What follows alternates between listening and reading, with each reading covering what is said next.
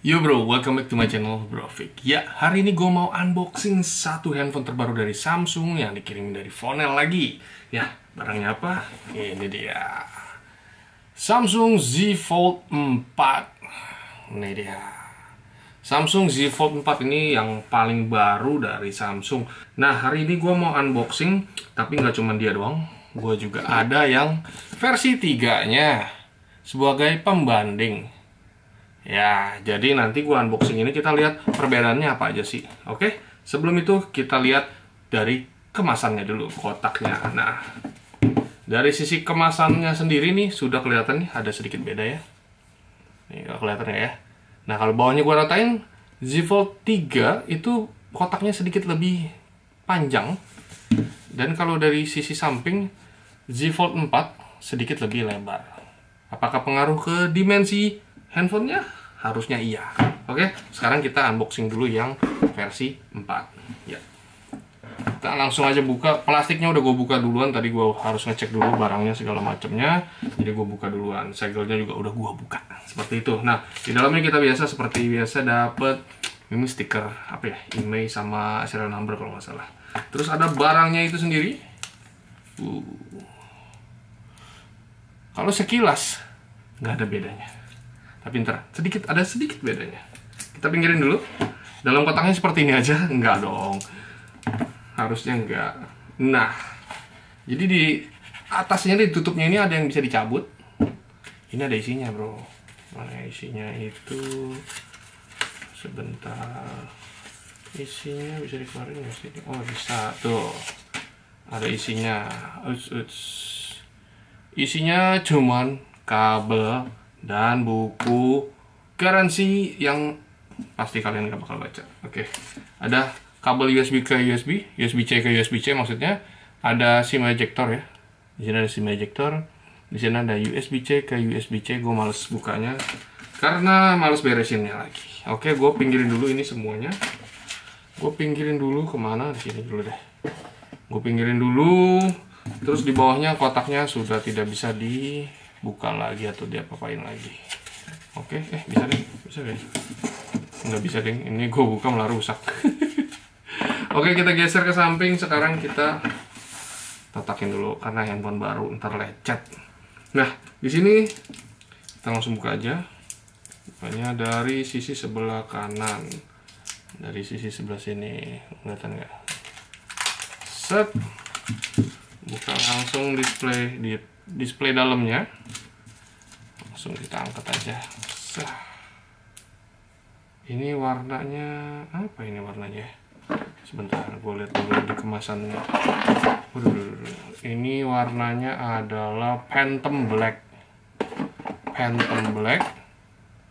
Tapi agak ke abu-abu sebetulnya kalau kelihatannya. Ini sebenarnya nggak hitam-hitam banget sih.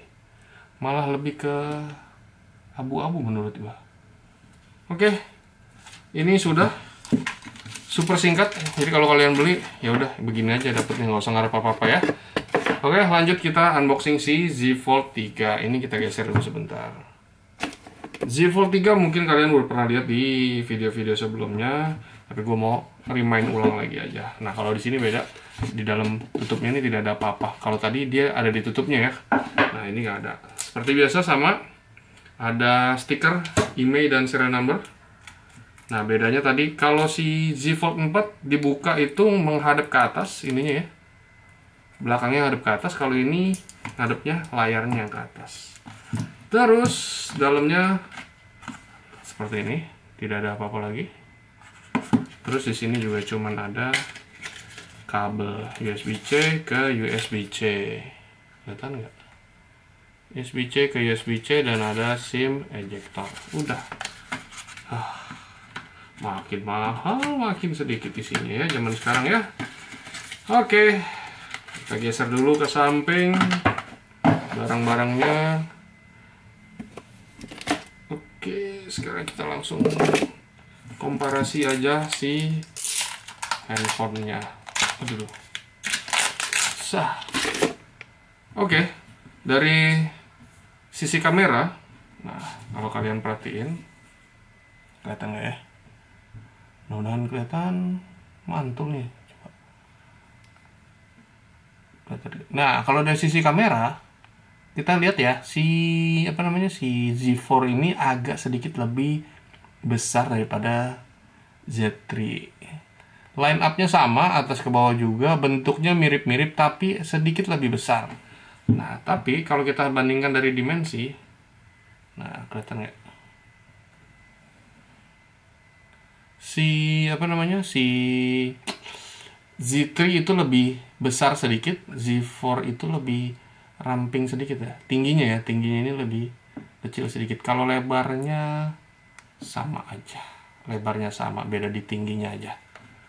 Beda sama Oppo ya. Oppo kan ada lagi yang Find X apa gitu, lupa gua. Nah, itu lebih pendek lagi lah. Ini sedikit doang bedanya, nggak banyak-banyak banget. Kayak gini kelihatannya. Kalau di spesifikasi sih kelihatannya kalau nggak salah bedanya cuma 3 mili doang. Begitu. Terus yang paling berasa bedanya itu adalah di kamera dan prosesornya. Bener, sambil gue nyalain. Kamera dan prosesornya. Kalau yang lama itu pakai Snapdragon 888 5G. Nah, yang baru itu adalah Snapdragon 8. Ya, Snapdragon 8. Iya ya, bentar. Ya, Snapdragon 8 Plus generasi pertama. Gitu. Sama-sama udah 5G, layarnya sama-sama 6,2 inch ya. Sama-sama pakai AMOLED 120 Hz, 1200 nit. Dan juga untuk di bagian dalamnya ini ada kamera yang ngumpet di dalam display. Tapi sebenarnya nggak ngumpet-ngumpet amat ya. Sebenarnya masih kelihatan juga loh. Kalau kondisi mati, nah kayak gini. Kalau kondisi nyala, sebenarnya masih kelihatan sih. Menurut gua nggak terlalu ngumpet ya, menurut gua. Karena ya gitu, masih kelihatan juga lah. Nggak terlalu gimana-gimana juga. Oke, sekarang kita bahas kameranya aja. Kenapa? Karena di channel gua cuman bahas tentang kameranya aja. Nah, dari sisi kamera, Z4 itu ya pasti dapat upgrade. Upgrade-nya lumayan jauh sih ya. Kalau yang Z3 ini kemarin itu kan cuman di 12 megapiksel untuk wide-nya, 12 megapiksel untuk telefoto, dan ada 12 megapiksel yang ultra wide. Yang wide itu adalah yang utama ya. Nah, kalau di Z4, kamera utamanya atau yang wide-nya doang itu mendapat upgrade sampai dengan 50 megapiksel. Jadi yang kamera utamanya 50 megapiksel, tapi kamera telefotonya turun jadi 10 megapiksel. Dan kamera ultrawide-nya tetap sama di 12 megapiksel. Kalau kamera depannya sama aja 10 megapiksel yang ada di display utama. Kalau di dalam sama-sama 4 megapiksel yang under display. Jadi nggak terlalu signifikan. Ya, gitulah. Nah, lanjut ke bagian baterai. Kalau di bagian baterai ini, dia sama-sama nggak berubah. 4400 mAh. Fast chargingnya sama-sama di 25 watt. Nah, yang bedanya itu adalah di fast wireless charging si Z4 ini. Kalau yang sebelumnya cuma 11 watt, di sini 15 watt. Terus ada reverse wireless chargingnya sama aja, 4,5 watt. Nggak ada peningkatan yang signifikan sih, kecuali ininya ya, kecuali si kamera utama dan prosesor. Apakah layak untuk di-upgrade? Kalau kalian sudah punya, menurut gua nggak terlalu gimana-gimana sih ya. Dari secara desain nggak terlalu beda banget. Mungkin kalau kalian lihat di bagian depannya, bezel depannya ini, kalian bisa lihat ya. Di sini ada bezelnya. Nah, kalau si Z3 itu bezelnya agak lebih tebal di sininya. Bezel samping yang dekat tekukan ya, dekat engsel ya, agak sedikit lebih tebal yang Z3 gitu. Kelihatan nggak? Coba kamera yang ini. Kelihatan nggak ya? Mudah-mudahan kelihatan. Nah, di sini lebih tebal nih. Kalau ini udah agak lebih tipis. Kira-kira seperti itu. Jadi nggak terlalu banyak signifikan secara bentuk ya, secara bentuk fisik. Kalau dia dibuka juga udah sama aja. Keras sekali. Oke, masih baru. Nah, terus kalau kita lihat dari sisi sebelah kanannya, layoutnya masih sama. Sama-sama ada... Wah, ini kamera ini nggak kelihatan. Nah, sama-sama ada tombol power yang sekaligus jadi fingerprint sensor. Terus ada tombol volume juga. Bagian atas cuman ada speaker. Ya, bener ya, speaker. Terus ada microphone cancellation mic biasanya ya. Di sebelah sampingnya ini Cuman ada slot SIM card bagian atas, dan di bagian bawahnya ini ada USB Type-C dan ada speaker grill juga. Udah gitu doang. Ya, kira-kira seperti itu perbandingannya. Nanti abis ini gue akan tes secara hasil kameranya seperti apa.